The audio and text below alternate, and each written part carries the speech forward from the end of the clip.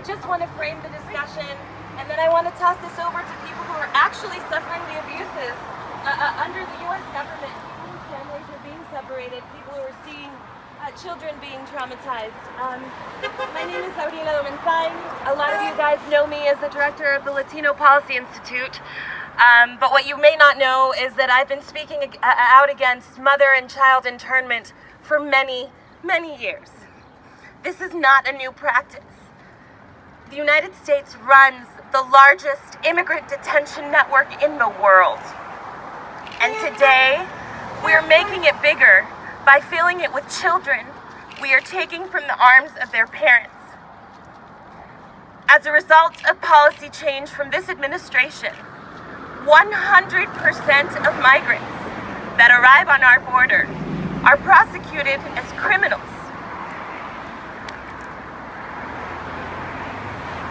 Whether these migrants seek refuge with a child in their arms or reunification with family members, whether they ask us specifically for help or are found along their journeys, they are all prosecuted as criminals.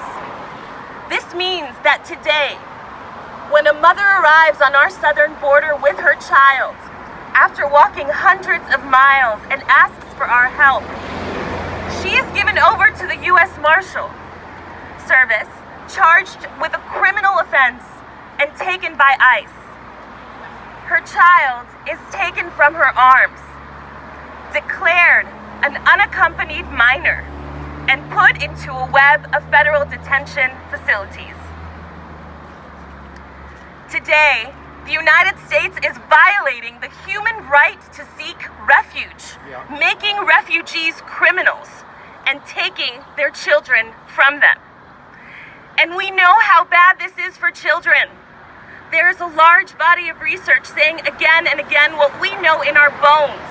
Separation from parents has long-lasting consequences for the health, safety, development, and well-being of children.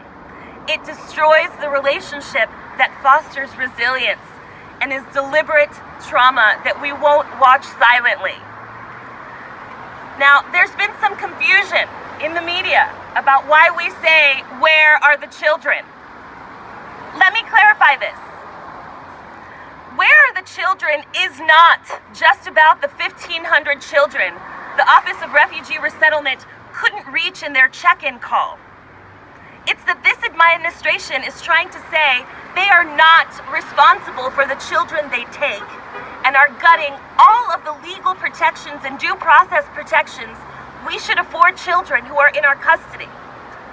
Where are the children is about the fact that since Trump's policies were codified on May 4th, this is a little bit over 2 weeks ago, we've taken over 680 children from their parents in the last 2 weeks and put them in federal detention. Where are the children is about the fact that we still do not have images of these children, of these detention centers, the children that we're orphaning, nor has any international organization gone in to inspect them for human rights abuses. Today we are asking, where are the children? Today we are demanding an end to the barbaric U.S. policy that takes children from the arms of their parents. Today we say, this must stop. Yeah.